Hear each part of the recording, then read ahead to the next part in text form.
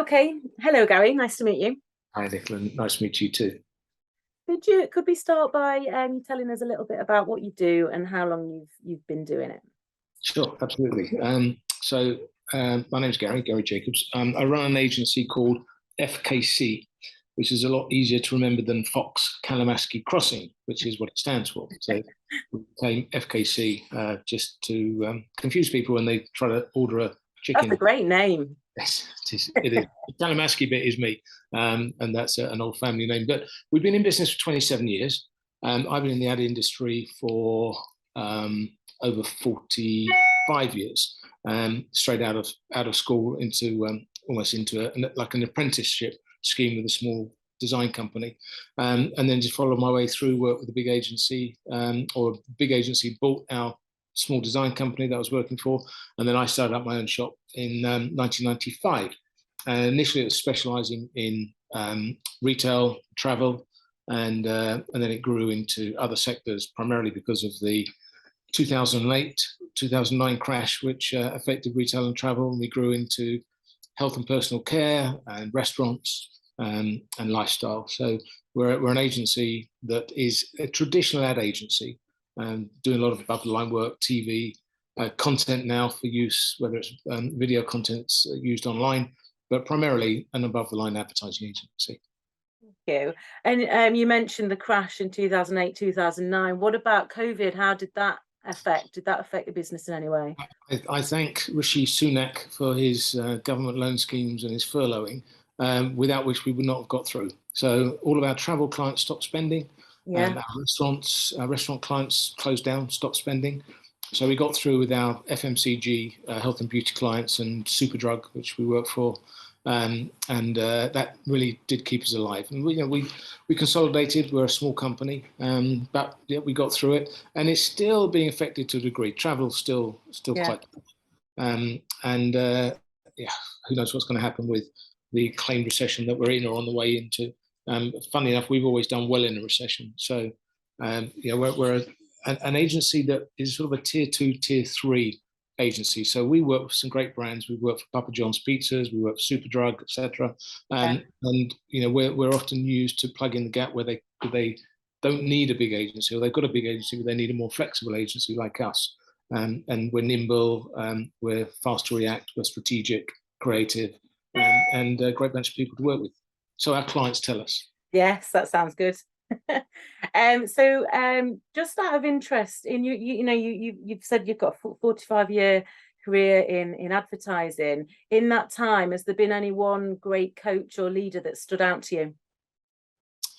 Well, that's a good question. Has anybody really stood out for me in that respect? I've learned some things along the way. In fact, I probably did a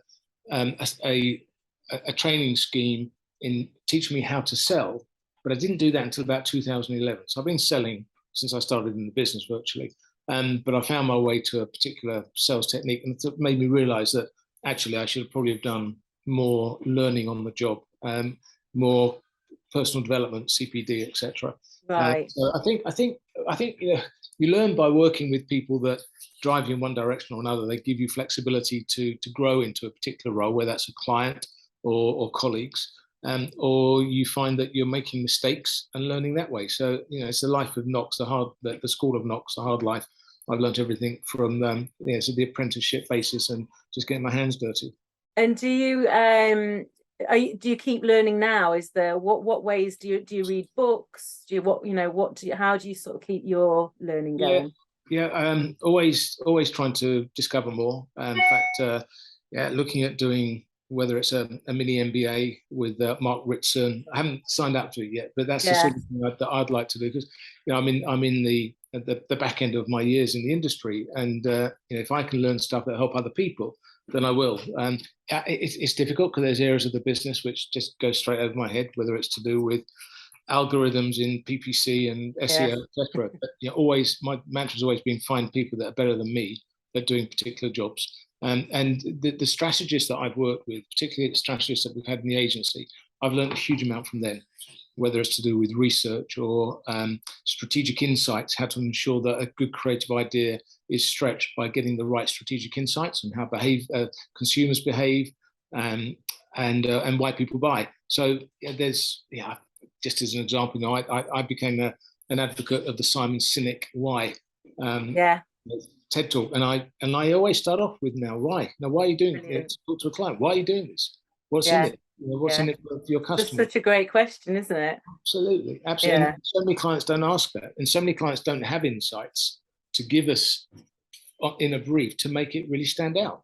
And if you don't have insights and you're making guesses, then you're wasting your money. I mean, we've just run a webinar about effective use of budgets, and there are so many clients they're inefficient. They either brief too late, their expectations are too high, they don't do their research, they won't spend money on talking to their customers. And you think, well, if you haven't got the insights, you can't really deliver well, it doesn't need to be groundbreaking creative, but it's got to be creative that really engages with consumers. That's what's going to make them buy.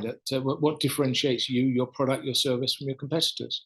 So that's interesting. You're educating your clients along the way as well. I think you have to do it subversively. If you try to take that, we've got another webinar coming up on the 14th of September, which is the use of storytelling in advertising.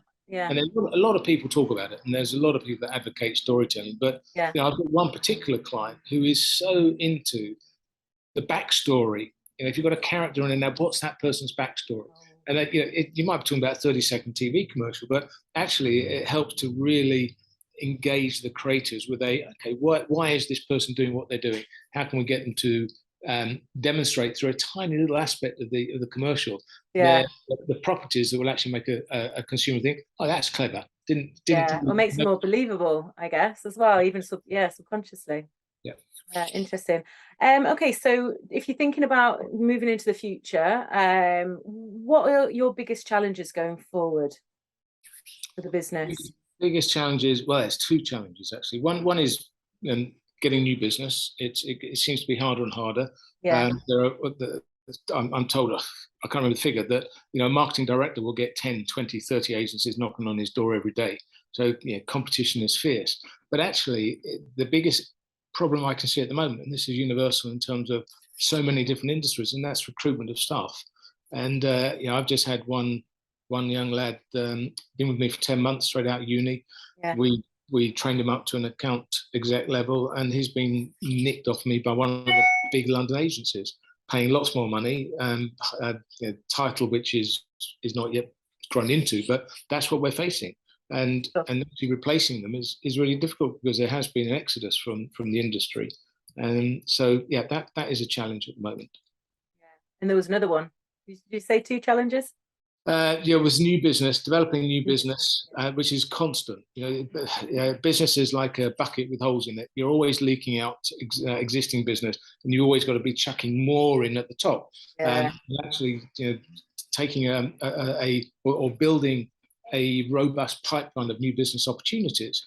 When I was younger, when I started the business up 27 years ago, even before that, when I was working with my previous agency, I'd be out there, I'd be knocking on the doors, I'd be with clients. It's hard to do that these days. People are working from home still, harder to build those relationships up. Or I'd often just sit around in a client's reception, knowing that if I sat there long enough, somebody else would walk through and say, "Oh, Gary, I've got a brief for you. Come in, come down into my office." You can't do that anymore. It doesn't happen now. Walking the corridors, as we used to call it, was perfect way of developing business and relationships. Now it works very, very differently. So but LinkedIn actually, LinkedIn is a fantastic tool, but even that's becoming like a marketplace. Now I'm getting people just out of the blue prospecting me for a whole range of services which I'm not particularly interested in.